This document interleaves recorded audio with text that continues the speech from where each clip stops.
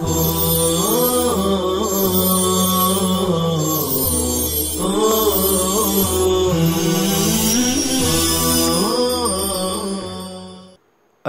للہ رب العالمین والصلاة والسلام علی سید المرسلین وعلی آلہ وصحبہ اجمعین، اما بعد۔ طلبہ عزیز، گزشتہ درس میں ہم نے یہ مسئلہ پڑھا تھا کہ اگر مشتری و خریدار نے بغیر دیکھے کوئی چیز خریدا، پھر اس خریدی ہوئی چیز پر قبضہ کرنے کے لیے کسی کو وکیل بنایا، اور اس وکیل نے مبیع کو دیکھ لیا، تو وکیل کے دیکھ لینے سے مشتری و خریدار کا خیار رویت ساقط ہو جائے گا۔ جیسے خود مشتری و خریدار کے مبیع کو دیکھ لینے سے خیار رویت ساقط ہو جاتا ہے، اور جب مشتری کا خیار رویت ساقط ہو گیا تو مشتری خیار رویت کی وجہ سے مبیع کو واپس نہیں کر سکتا۔ ہاں، اگر مبیع میں سبجیکٹ میٹر آف سیل میں کوئی عیب ظاہر ہوا تو خیار عیب کی وجہ سے واپس کر سکتا ہے، اور اگر مشتری و خریدار نے کسی کو قبضۂ مبیع کے لیے اپنا قاصد مقرر کیا اور قاصد نے مبیع کو دیکھ لیا، تو اس کے دیکھ لینے سے، یعنی قاصد کے دیکھ لینے سے، مشتری کا خیار رویت ساقط نہیں ہوگا۔ یہ حکم حضرت امام ابو حنیفہ رحمۃ اللہ علیہ کے نزدیک ہے، جبکہ صاحبین رحمہم اللہ نے فرمایا وکیل اور قاصد دونوں حکم میں یکساں ہیں، یعنی قاصد کے دیکھنے سے بالاتفاق مشتری و خریدار یعنی بائر کا خیار رویت ساقط نہیں ہوگا، اور وکیل کا دیکھنا قاصد کے دیکھنے کے مانند ہے۔ لہذا وکیل اور قاصد دونوں نے جب قبضۂ مبیع کے وقت، مبیع پر قبضہ کرتے وقت مبیع کو دیکھ لیا، تو دونوں صورتوں میں مشتری کا خیار رویت ساقط نہیں ہوگا۔ پس مشتری کے خیار رویت ساقط نہ ہونے میں وکیل اور قاصد دونوں برابر ہیں، اور جب دونوں کے دیکھنے سے مشتری کا خیار رویت ساقط نہیں ہوتا، تو جب مشتری و خریدار مبیع کو دیکھے گا تو اس کو مبیع کے واپس کرنے کا اختیار ہوگا۔ اب اس کے بعد آگے کی عبارت، اس کا ترجمہ اور اس میں مذکور مسائل کو پڑھتے ہیں۔ قال المصنف رحمہ اللہ معناه الوکیل بالقبض فأما الوکیل بالشراء فرؤیته تسقط الخيار بالإجماع لهما أنه وكل بالقبض دون إسقاط الخيار فلا يملك الوكيل ما لم يؤكل به وصار كخيار العيب والشرط والإسقاط قصدا. وله أن القبض نوعان: تام وهو أن يقبضه وهو يراه، وناقص وهو أن يقبضه مستورا. وهذا لأن تمامه بتمام الصفقة، ولا تتم مع بقاء خيار الرؤية. والمؤكل ملكه بنوعيه فكذا الوكيل. ومتى قبض المؤكل وهو يراه سقط الخيار فكذا الوكيل لإطلاق التوكيل.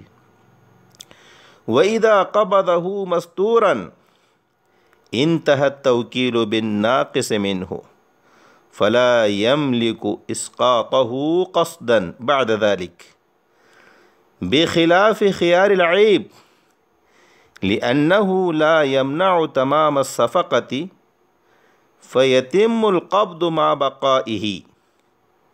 وخيار الشرط على هذا الخلاف. ولو سلم فالمؤكل لا يملك التام منه، فإنه لا يسقط بقبضه، لأن الاختبار وهو المقصود بالخيار يكون بعده، فكذا لا يملكه وكيله. وبخلاف الرسول لأنه لا يملك شيئا، وإنما إليه تبليغ الرسالة، ولهذا لا يملك القبض أي قبض الثمن والتسليم إذا كان رسولا في البيع. عبارت کا ترجمہ: مصنف نے فرمایا وکیل سے مراد قبضے کا وکیل ہے، اور رہا خریدنے کا وکیل تو اس کا دیکھنا بالاجماع خیار رویت کو ساقط کر دیتا ہے۔ صاحبین کی دلیل یہ ہے کہ قبضے کا وکیل صرف قبضہ کرنے کا وکیل ہے، خیار ساقط کرنے کا وکیل نہیں ہے۔ پس جس چیز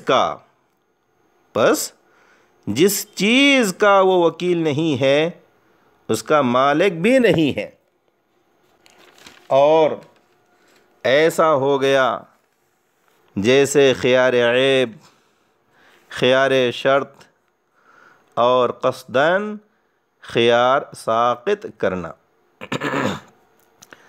اور حضرت امام ابو حنیفہ رحمۃ اللہ علیہ کی دلیل یہ ہے کہ قبضے کی دو قسمیں ہیں۔ نمبر 1، قبضہ کامل، اور وہ یہ ہے کہ مبیع پر قبضہ کرے دراں حالانکہ اس کو دیکھتا ہو۔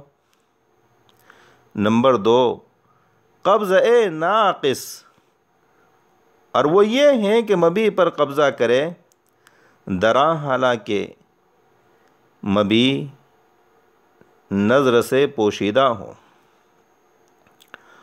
اور یہ اس وجہ سے ہے کہ قبضے کا پورا ہونا صفقہ پورا ہونے کے ساتھ ہے، حالانکہ خیار رویت کے باقی رہتے ہوئے صفقہ پورا نہیں ہوتا ہے، اور مؤکل دونوں قسم کے قبضے کا مالک ہے۔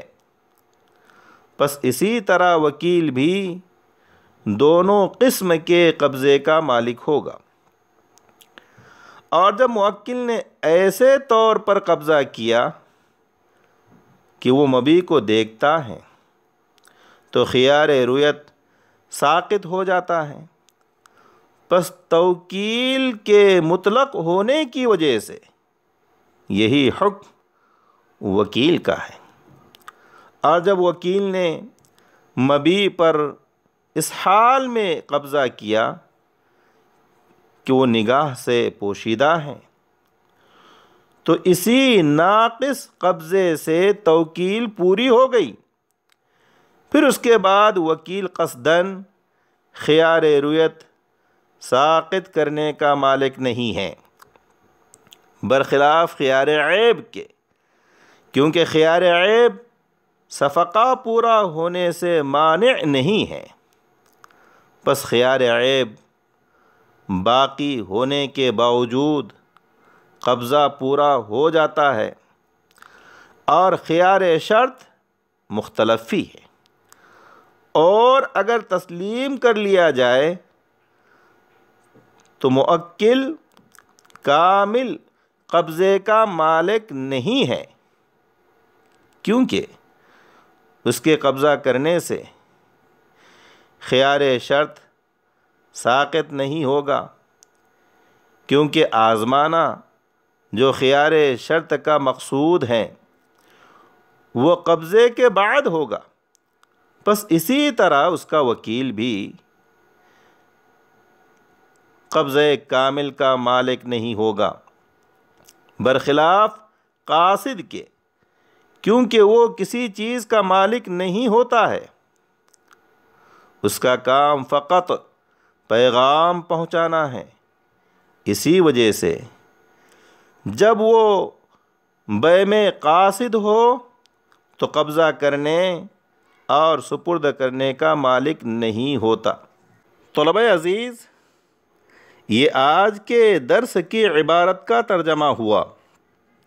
آئیے اب اس میں موجود مسائل کو سمجھتے ہیں۔ صاحب ہدایہ یہ فرما رہے ہیں کہ متن میں جس وکیل کا ذکر ہے اس سے وکیل بالقبض مراد ہے، قبضے کا وکیل مراد ہے۔ رہا وکیل بالشراء، تو وہ اگر مبیع کو دیکھ لے تو مشتری کا خیار رویت ساقط ہو جاتا ہے، بلکہ وکیل بالشراء کی صورت میں خیار رویت وغیرہ وکیل ہی کے لیے ثابت ہوتا ہے، موکل کے لیے ثابت نہیں ہوتا۔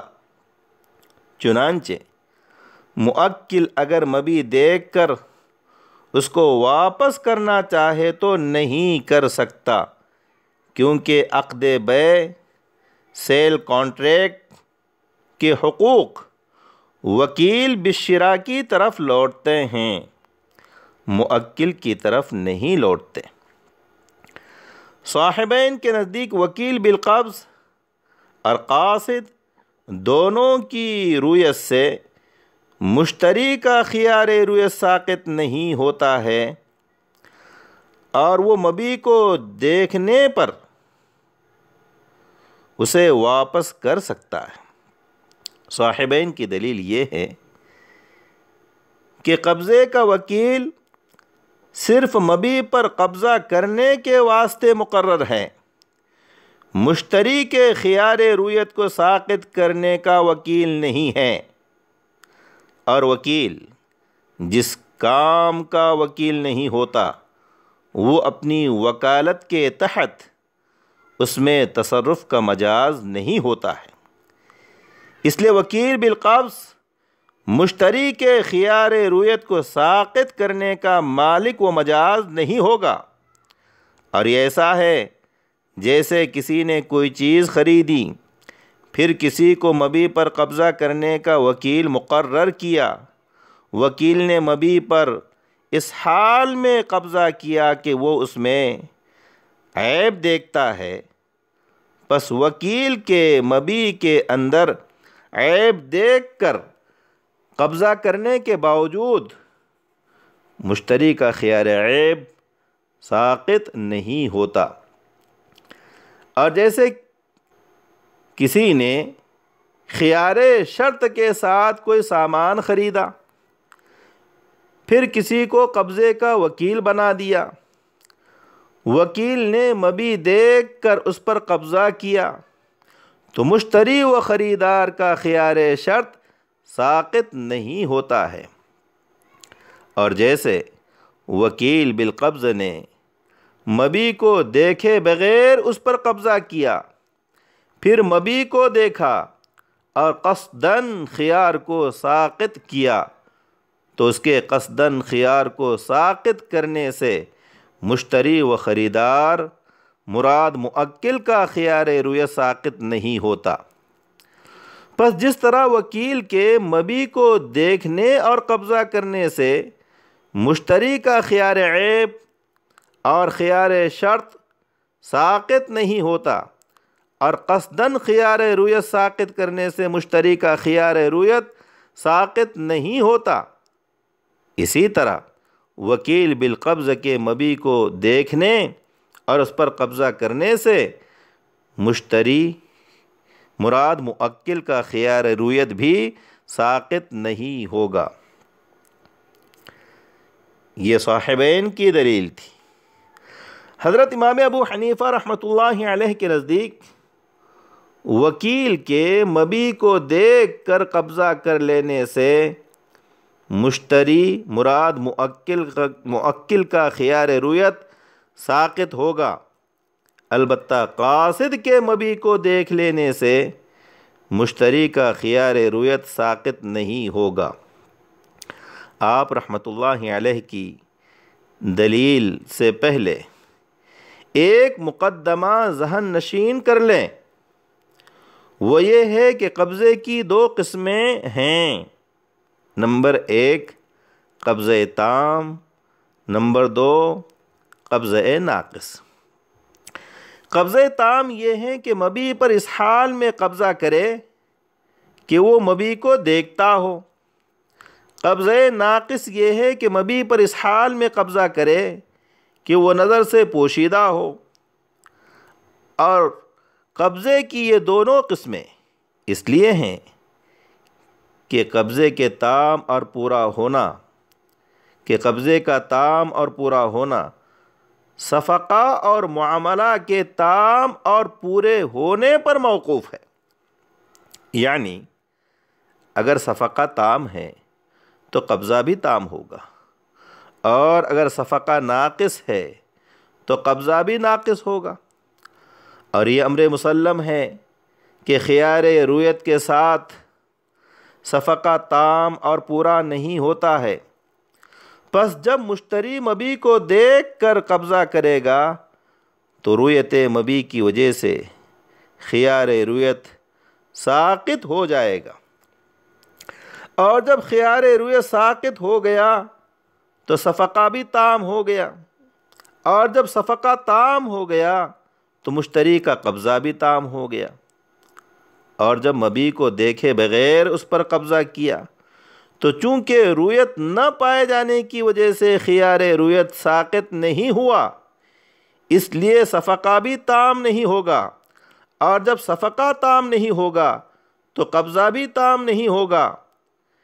اس تمہید و مقدمے کو سمجھ لینے کے بعد یہ بات ملاحظہ فرمائیے کہ موکل یعنی مشتری قبضے کی دونوں قسموں کا مالک ہے، یعنی وہ قبضہ تام بھی کر سکتا ہے اور قبضہ ناقص بھی کر سکتا ہے۔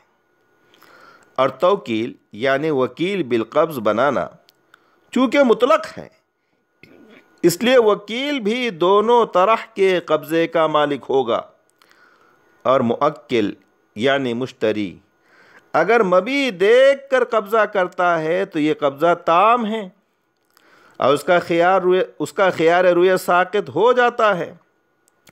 اسی طرح وکیل اگر مبی دیکھ کر قبضہ کرتا ہے تو یہ قبضہ بھی تام ہے، اور وکیل کے مبی کو دیکھنے سے مشتری و موکل کا خیار رویت ساقط ہو جائے گا، کیونکہ وکیل بالقبض موکل کے حکم میں ہے۔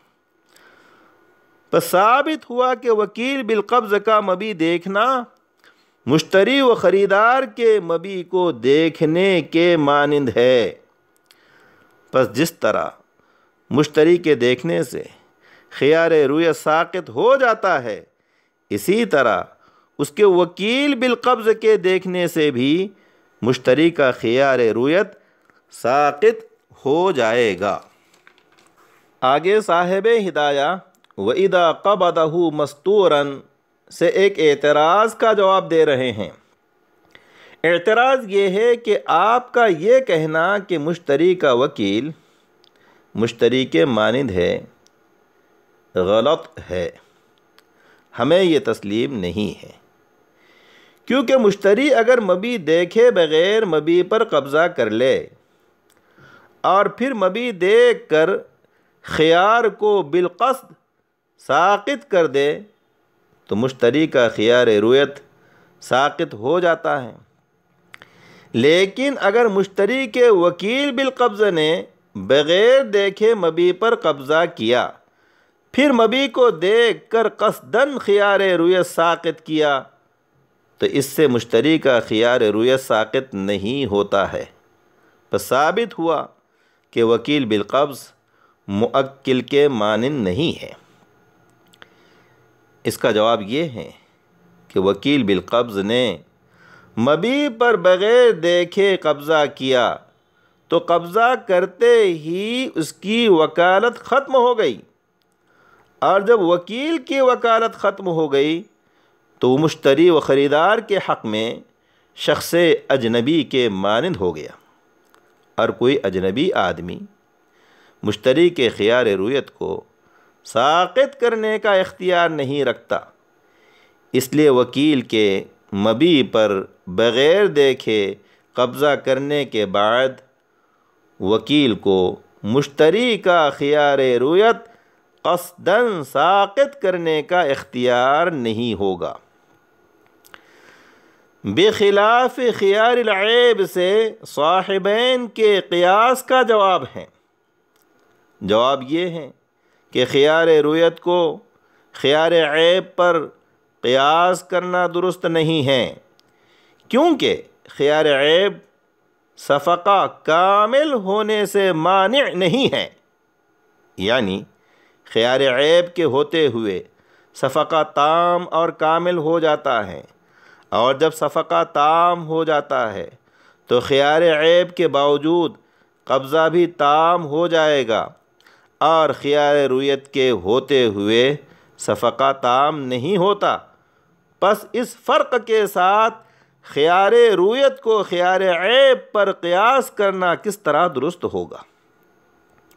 رہا خیار شرط تو وہ خود مختلف ہی ہے، یعنی اگر کسی نے خیار شرط کے ساتھ کوئی چیز خریدی، پھر مشتری نے مبیع پر قبضہ کرنے کے لیے کسی کو وکیل بنا دیا، اب اگر وکیل بالقبض نے مبیع کو دیکھے بغیر قبضہ کیا، دیکھ کر قبضہ کیا، تو حضرت امام ابو حنیفہ رحمۃ اللہ علیہ کے نزدیک مشتری کا خیار شرط ساقط ہو جاتا ہے، اور صاحبین کے نزدیک ساقط نہیں ہوتا۔ پس جب خیار رویت کی طرح خیار شرط بھی مختلف ہی ہے، اور امام صاحب کے نزدیک وکیل بالقبض کے مبیع کو دیکھ کر قبضہ کرنے سے مشتری کا خیار شرط بھی خیار رویت کی طرح ساقط ہو جاتا ہے، تو صاحبین کا اپنے قول کو ثابت کرنے کے لیے خیار رویت کو خیار شرط پر قیاس کرنا کس طرح درست ہوگا؟ اور اگر یہ تسلیم کر بھی لیا جائے کہ وکیل بالقبض کے مبیع کو دیکھ کر قبضہ کرنے سے بالاتفاق مشتری و خریدار کا خیار شرط ساقط نہیں ہوتا، اور یہی صحیح بھی ہے، تو اس کا جواب یہ ہوگا کہ وکیل بالقبض موکل یعنی مشتری کے قائم مقام ہوتا ہے، اور خیار شرط کی صورت میں موکل اگر مبیع دیکھ کر قبضہ کر لے تو خود موکل کا خیار شرط ساقط نہیں ہوتا۔ بس اسی طرح جو اس کا قائم مقام ہے یعنی وکیل، اس کے قبضہ کرنے سے بھی موکل یعنی مشتری کا خیار شرط ساقط نہیں ہوگا۔ رہی یہ بات کہ مشتری کے مبیع پر قبضہ کرنے سے اس کا خیار شرط ساقط کیوں نہیں ہوتا، تو اس کا جواب یہ ہے کہ خیار شرط کا مقصود مبیع کے اچھا ہونے یا برا ہونے کو جانچنا اور آزمانا ہے، اور یہ مقصد قبضہ کرنے کے بعد ہی پورا ہو سکتا ہے۔ اب اگر مبیع پر قبضہ کرنے سے مشتری و خریدار کا خیار شرط ساقط ہو جائے تو خیار شرط کے مشروع ہونے کا مقصد ہی فوت ہو جائے گا۔ اس لیے کہا گیا کہ قبضہ مبیع سے خیار شرط ساقط نہیں ہوگا۔ حاصل کلام یہ کہ جب موکل یعنی مشتری کے مبیع پر قبضہ کرنے سے اس کا خیار شرط ساقط نہیں ہوتا ہے تو اس کے وکیل کے قبضہ کرنے سے بدرجہ اولا اس کا خیار شرط ساقط نہیں ہوگا۔ اور رہا قاصد تو وہ وکیل کے مانند نہیں ہے، کیونکہ قاصد نہ قبضے تام کا اختیار رکھتا ہے اور نہ قبضے ناقص کا، بلکہ قاصد کا کام فقط پیغام پہنچانا ہوتا ہے۔ یہی وجہ ہے کہ اگر کوئی شخص بیع کے سلسلے میں قاصد ہو تو وہ نہ ثمن پر قبضے کا مجاز ہے اور نہ ہی مبیع کے سپرد کرنے کا مجاز ہے۔